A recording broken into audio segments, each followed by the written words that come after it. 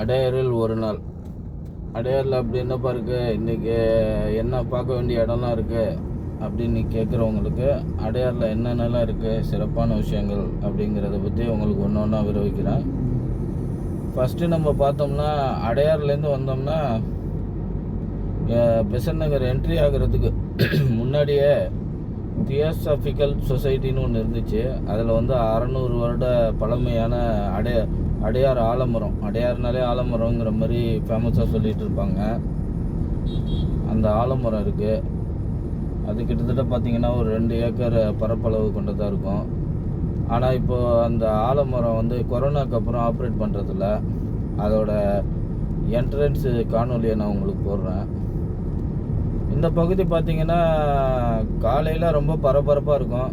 எல்லாம் வாக்கிங் போகிறவங்க, ஜாக்கிங் போகிறவங்கலாம் அதிகப்படியாக இந்த ரோட்டை, இந்த பகுதியை யூஸ் பண்ணுவாங்க. காலையில் சாயந்தரம் 2 நேரமுமே பார்த்திங்கன்னா ரொம்ப இதுவாக இருக்கும். மதியான நேரங்களில் கொஞ்சம் டல்லாக தான் இருக்கும். மதியானம் வெயில் டைமில் யாரும் வரமாட்டாங்கல்ல, லவ்வர்ஸ், காதலர்கள் தான் கொஞ்சம் கொஞ்சம் வருவாங்க. அவங்களுமே கூட மற்ற பகுதிகளுக்கு போயிட்டு இப்போ போகிறவங்களா இருந்தால் இந்த பகுதிக்கு கொஞ்சம் கம்மியான ஆட்கள் தான் வருவாங்க. இந்த பகுதி பார்க்குறீங்களா, இந்த பகுதி தான் தியோசாபிக்கல் சொசைட்டி. இங்கே ஒரு சிறப்பு இருக்குது. 600 வருஷம் பழமையான ஆலமரம் இருக்குது. அதுதான் இந்த ஏரியாவில் ரொம்ப ஸ்பெஷலான ஒன்று. அடையார் ஆலமரம்னா ரொம்ப ஃபேமஸான ஒன்று. இது பார்த்திங்கன்னா பெசன்ட் நகர். அடையார்லேருந்து வந்தால் ஃபஸ்ட்டு லெஃப்ட் எடுத்தால் இந்த ரோடு வரும். இந்த ரோட்டில் லாஸ்ட்டில் போனீங்கன்னா ரைட்டில் திரும்பினோம்னா உங்களுக்கு வந்து பெசன்ட் நகர் பீச் வந்துடும். பெசன்ட் நகர் பீச் பார்த்திங்கன்னா சாயந்தர நேரங்களில் வந்து ரொம்ப பரபரப்பாக இருக்கும். ஏன்னா வந்து மக்கள் வந்து அதிகப்படியாக வந்து பீச்சில் வந்து நல்லா ஜாலியாக விளையாண்டுட்டு கொஞ்சம் நேரம் காற்று வாங்கிட்டு, அதுக்கப்புறம் பார்த்திங்கன்னா எதிர்த்த மாதிரி பெசன்ட் நகர் கரையை சுற்றி, அந்த ரோட்டை சுற்றி பார்த்திங்கன்னா நிறைய ரெஸ்டாரண்ட், ஐஸ்கிரீம் பார்லர், கேஎஃப்சி, இந்த மாதிரி பல விதவிதமான அப்டேட்டடான ஹோட்டல், ரெஸ்டாரண்ட்ஸ் எல்லாமே இருக்கும். மக்கள் என்டர்டெயின்மெண்ட் பண்ணுற அளவுக்கு அவங்களுக்கு பிடிச்ச மாதிரி விதவிதமான மக்களுக்கு விதவிதமான விஷயங்கள் பிடிச்ச மாதிரி எல்லா விஷயங்களும் இருக்கும். இப்போ நம்ம வந்து பெசன்ட் நகர் ரோட்டில், அந்த பீச் ரோட்டில் என்ட்ரி ஆகுறோம். கட்டமாக போட்டிருக்காங்களா, இங்கே வந்து நீங்கள் காரை பார்க் பண்ணிக்கணும். காருக்கு வந்து 25 ரூபாயோ 30 ரூபாயோ சார்ஜ் பண்ணுவாங்க. இந்த கட்டையெல்லாம் போட்டிருக்காங்களா, அங்கே உட்காந்து நல்லா இந்த பாருங்கள், மக்கள் இப்போவே நல்லா ஆறாமுறை உட்காந்து வெயிலுக்கு கொஞ்சம் காற்று வாங்கிட்டு ரிலாக்ஸ் பண்ணிகிட்ருக்காங்க. ஏற்ற மாதிரி பாருங்கள் கேஎஃப்சி. இந்த ரைட் சைடு வர பகுதி எல்லாமே பார்த்திங்கன்னா உங்களுக்கு full and full hotel, restaurants இந்த மாதிரி தான் இருக்கும். அதனால் இங்கே வர மக்களுக்கு வந்து ரொம்ப வசதியாக இருக்கும். காரை கொண்டு வந்து டைரெக்டாக பீச் பக்கத்தில் விட்டுட்டு, சனி ஞாயிறுலலாம் ரொம்ப ஃபுல்லாகிடும். அதேமாதிரி ஏதாவது முக்கியமான தினங்கள், லீவ் தினங்கள்லாம் பார்த்தா ஃபுல் ஆகிடும். காரெல்லாம் அங்கேயே நிறுத்திடுவாங்க. இது நியூ இயர் டைமில் பயங்கர விமர்சையாக இருக்கும் இந்த பகுதி. சரி வாங்க நம்ம இப்போ உள்ளே போய் பீச் எப்படி இருக்குன்னு பார்க்கலாம். பார்த்துட்டு வந்து மற்ற விஷயம் பேசலாம். இப்போ பார்த்தீங்களா, இந்த பகுதியெல்லாம் பார்த்திங்கன்னா மக்கள் சாயந்தர டைமில் மீன் வறுவல், பச்சி, மிளகாய் பச்சி, எல்லா ஐட்டமும் இங்கே கிடைக்கும். பீச்சுக்கு போகிற வழியில் எல்லோரும் கூட்டமாக ஃப்ரெண்ட்ஸோடு வந்து உட்காந்து இதை பாருங்கள், பலூன் சுடுறது, ஜூஸ், ஐஸ்கிரீம், சாக்லேட்ஸ், இந்த ஸ்ப்ரிங் பொட்டேட்டோ எல்லாம் கிடைக்கும். சாயந்தரத்தில் நல்லா ஜாலியாக வந்து ஃப்ரெண்ட்ஸோடு சாப்பிட்டுட்டு பீச்சில் ஒரு ஆட்டம் போட்டு போவாங்க. இப்போ பார்த்தீங்களா, எலியட்ஸ் பீச், பெசன்ட் நகர் பீச்சுன்னு சொல்லுவாங்க. ரொம்ப அழகாக, தூய்மையாக, நீட்டாக இருக்குது பாருங்கள். கடல் பாருங்கள், அலையோடு அப்படி பொங்குதுன்னு.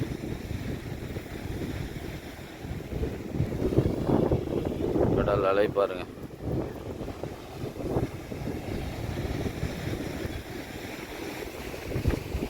இங்கேருந்து அப்படியே ரோட்டை பாருங்கள் எவ்வளோ அழகாக இருக்குன்ட்டு. கரையை சுற்றி நைட் டைமில் எல்லா கடைகளும் வண்ண விளக்குகள்லாம் போட்டு அட்ராக்ஷனாக பண்ணியிருப்பாங்க. இன்னும் ரொம்ப அழகாக இருக்கும்.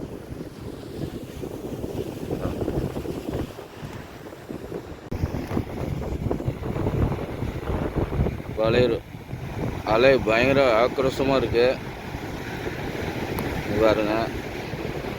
நார்மலாக இவ்வளோ ஆக்ரோஷமாக இருக்காது. ஏன்னா இன்னும் ஒரு 2 நாளில் கனமழை இருக்குது அப்படின்னு சொல்கிறாங்க. அதனால் கடல் அலையோட சீற்றம் கொஞ்சம் அதிகமாக தான் இருக்குது.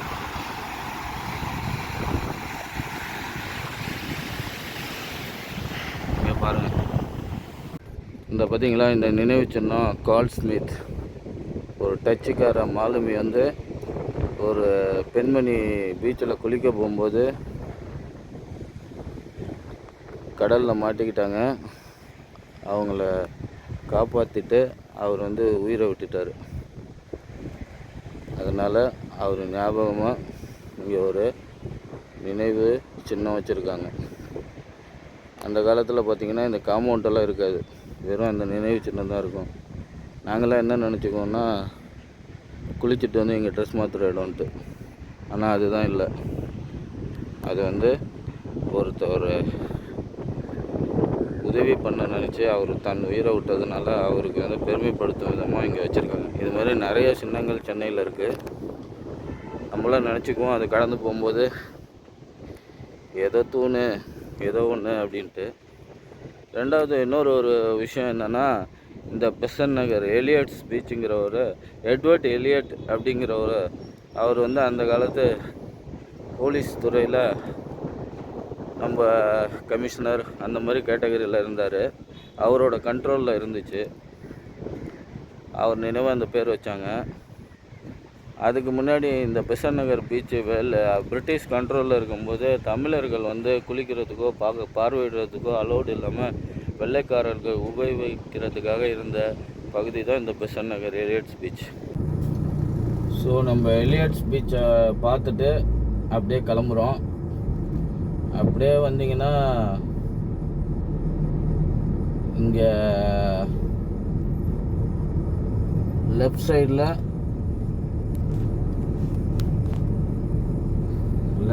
பார்த்தீங்கன்னா குழந்தைங்க விளையாடுற ஸ்கேட்டிங் மைதானம் மாதிரி இருக்கும். ஈவினிங் டைமில் பார்த்தீங்கன்னா குழந்தைங்களுக்கு இங்கே பயிற்சி கொடுப்பாங்க. அதில் மெம்பராக சேர்ந்துருக்கவங்க டெய்லி வந்து அந்த ஸ்கேட்டிங்கில் வந்து இது பண்ணுவாங்க, பயிற்சி பெற்று நிறைய போட்டிகள்லாம் இது பண்ணுவாங்க. அப்படியே வந்து பார்த்தீங்கன்னா ஃபால்ஸ் வேர்ல்ட் அப்படின்னு ஒன்று போட்டிருக்கு பாருங்கள், ஃபால்ஸ் வேர்ல்ட்.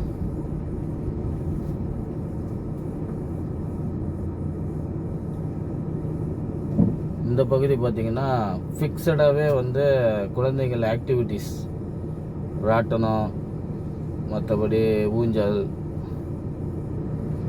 விளையாட்டு பொருட்கள் எல்லாமே கலந்து ஒரு ஃபிக்ஸடாக எப்போவுமே இருக்கும். சாயந்தரம் நேரத்தில் ஆப்ரேட் பண்ணுவாங்க. ஸோ குழந்தைங்கள்லாம் வந்தாங்கன்னா இந்த பாருங்கள், அந்த காம்பவுண்டே வந்து போட்டு கப்பல் மாதிரி பண்ணியிருக்காங்க பாருங்கள். ஸோ சாயந்தரம் டைமில் குழந்தைங்களை கூப்பிட்டு வந்து இங்கே நீங்கள் வந்து எல்லா ஆக்டிவிட்டீஸும் இருக்குது விளையாடுறதுக்கு. ஸோ பெசன்ட் நகர் வந்தீங்கன்னா பீச் மட்டும் பார்க்க தேவையில்ல, குழந்தைங்களை கூப்பிட்டு வந்துட்டு இங்கே வந்து நீங்கள் பார்க்க வச்சு விளையாட வச்சு மகிழ்விக்கலாம். அது இல்லாமல் பீச்சையும் பார்த்து ரசிக்கலாம். அது முடித்த உடனே இந்த பாருங்கள் வேளாங்கண்ணி சர்ச். வேளாங்கண்ணி சர்ச்சு வேளாங்கண்ணியில் தானே இருக்குது. நீ என்ன இதை வேளாங்கண்ணி சர்ச்சுன்னு சொல்கிறேன்னா, ஆமாம், இதுவும் வந்து சின்ன வேளாங்கண்ணின்னு சொல்லுவாங்க. அங்கே எப்போ கொடியேற்றுறாங்களோ அதே டைமில் தான் இங்கே கொடியேற்றுவாங்க. அப்போ எப்போ எங்கே திருவிழா நடக்குதோ அதே டைமில் தான் இங்கேயும் திருவிழா நடக்கும். ஸோ சின்ன வேளாங்கண்ணி. அங்கே மாலை போட்டு போக முடியாதவங்க இங்கே வந்து மாலை போட்டுட்டு போவாங்க. பாருங்கள், நல்ல பெரிய கோயிலாக இருக்கும். இந்த பக்கமும் இருக்குது பாருங்கள் ரைட் சைடு. அதை பற்றின காணொலி ஒரு பெரிய விரிவான காணொளி இன்னொரு டைம் நம்ம பார்க்கலாம். இப்போ வந்து ஜஸ்ட்டு உங்களுக்கு என்னென்ன இருக்குங்கிறத காணொலியாக தெரியப்படுத்திக்கிறேன். அப்புறம் டீட்டெயிலாக அது உள்ள என்ன இருக்குது, அந்த கோயில் எப்படி உருவானுச்சுங்கிற கதையை பற்றி நம்ம இன்னொரு காணொலியில் பார்க்கலாம். அப்படியே வெளியில் வந்தீங்கன்னா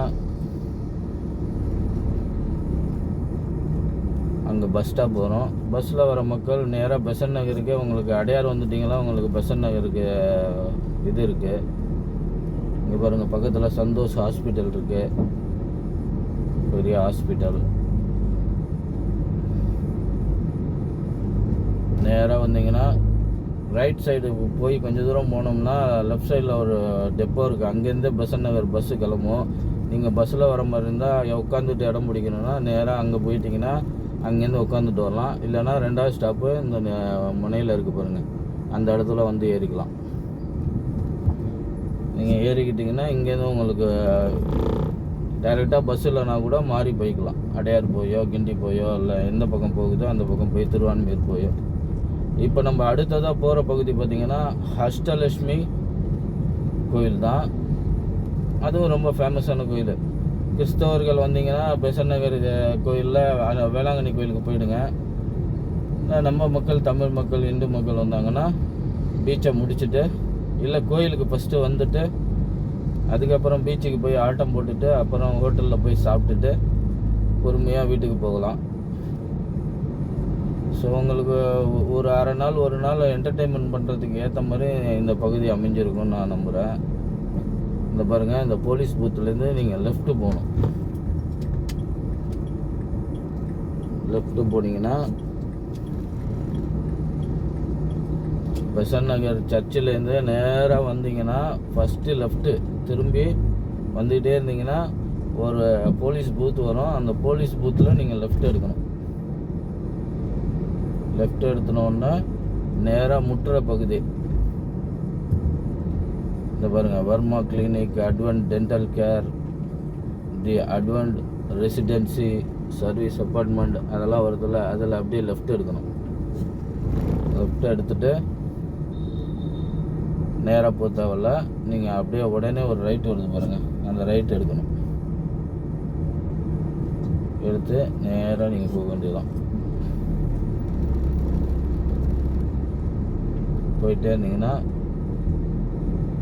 அந்த முற்ற பகுதி தான் உங்களுக்கு வந்து அஷ்டலட்சுமி டெம்பிள்.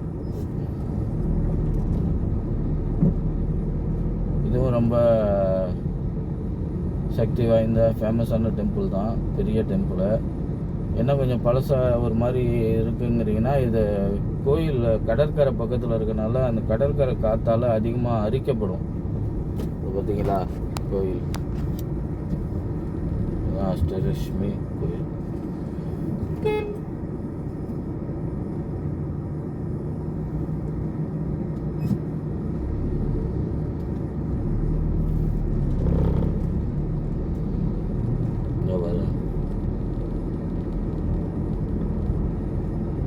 அப்படியே கோயிலுக்கு பின்னாடி பார்த்தீங்கன்னா பீச் இருக்கும்.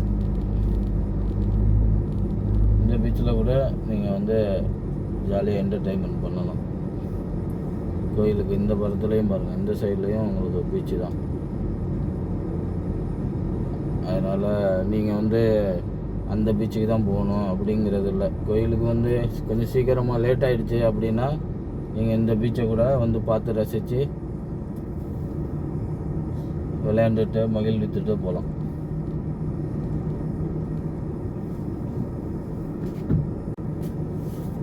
இதான் நேர்களே அஷ்டலட்சுமி கோயில்.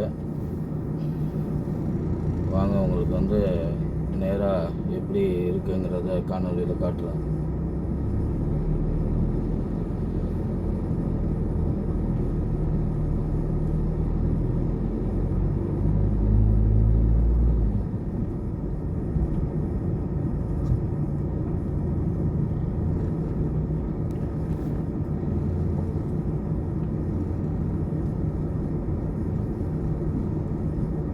இந்த பகுதி தான் உங்களுக்கு,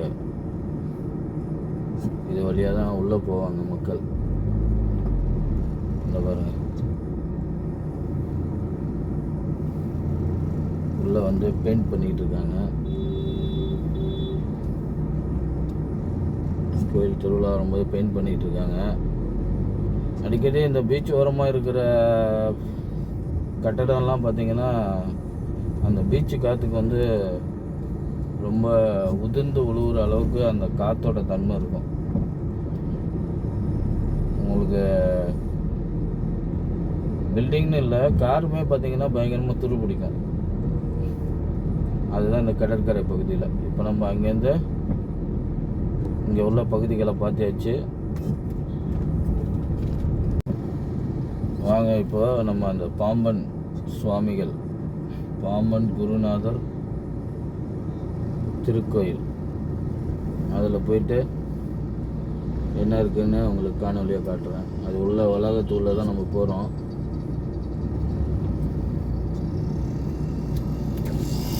உள்ள அலோடு இல்லையாண்ணா? சரி ஓகே.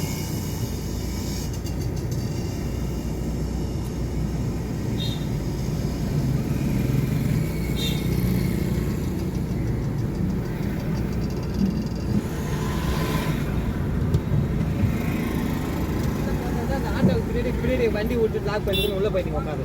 அப்படியா? சரி ஓகேண்ணா. நான் பார்த்து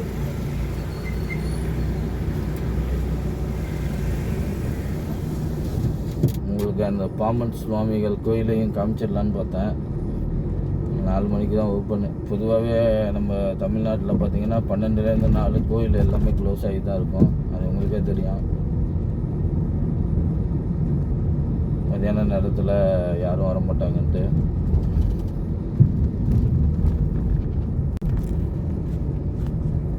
இது பார்த்திங்கன்னா கலாஷேஸ்திரா ஃபவுண்டேஷன் அப்படின்னா பரதநாட்டிய பள்ளி. இன்டர்நேஷ்னல் லெவலில் பரதநாட்டியம் கற்றுத்தராங்க. இது வந்து நம்ம பாட புத்தகம் படிக்கிற மாதிரி அதுக்கும் சில சர்டிஃபிகேட்லாம் இருக்குது போல இருக்குது. டிகிரி சர்டிஃபிகேட்ஸு, இந்த வருஷம் படித்தா இவ்வளோ கலை கற்றுக்கிட்டாங்கன்ட்டு. நிறையா வெளிநாட்டுக்காரர்கள்லாம் கூட வந்து இது ஆர்வமாக கற்றுக்குறாங்க. ஸோ அப்படியே நம்ம வந்து திருவான்மியூர் உள் வழியாக வந்துகிட்ருக்கோம். பெசன்ட் நகர்லேருந்து உள்ளேயே ஒரு வழி, மெயின் ரோடு வழியாகவும் ஒரு வழியாக வரலாம். ஆனால் இது கொஞ்சம் ஷார்ட்டாக இருக்கும் உங்களுக்கு வந்தீங்கன்னா. ஸோ அந்த பாம்பன் சுவாமிகள் கோயிலை முடிச்சாச்சு. முடிச்சுட்டு அடுத்த ஒரு கோயில் ஒன்று இருக்குது. பார்த்தீங்களா எவ்வளோ அழகாக இருக்கு.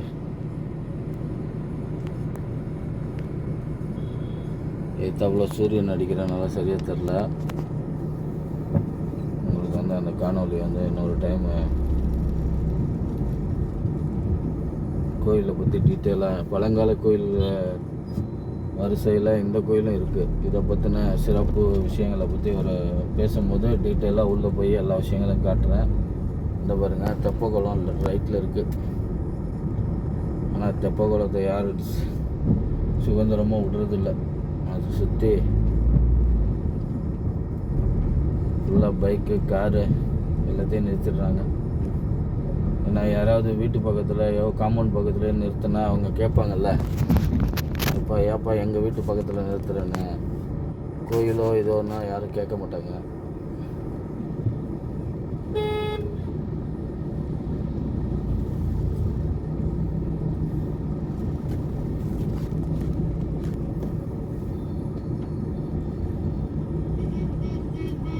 அதுதான் இன்றைக்கி வீடியோ வந்து அடையாறில் ஒரு நாள் அப்படிங்கிற விஷயத்தில் நம்ம வந்து என்னென்ன விஷயங்கள்லாம் பார்த்துருக்கோம். 2 கோயில், 3 கோயில், ஒரு சர்ச்சு, ஒரு பீச்சு, ஒரு ஆலமரம், எல்லாத்தையுமே நம்ம கவர் பண்ணிட்டோம். இந்த பார்த்தீங்களா, இந்த மெயின் ரோடு வந்துட்டிங்கன்னா இதுதான் பாண்டிச்சேரி போகிறதுக்கு உள்ள பஸ் ஸ்டாப்பு. திருவான்மியூர் ரைட் சைடில் பஸ் டிப்போ இருக்குது. இந்த இடத்துல வந்து பாண்டிச்சேரி பஸ் எல்லாம் நிற்கும். பாண்டிச்சேரிக்கு போகிறவங்க இங்கே வந்து ஏறி போவாங்க. ஆமாம், பாண்டிச்சேரி பஸ் ஸ்டாண்டுன்னு சொல்லுவாங்க, பஸ் ஸ்டாப்னு. இது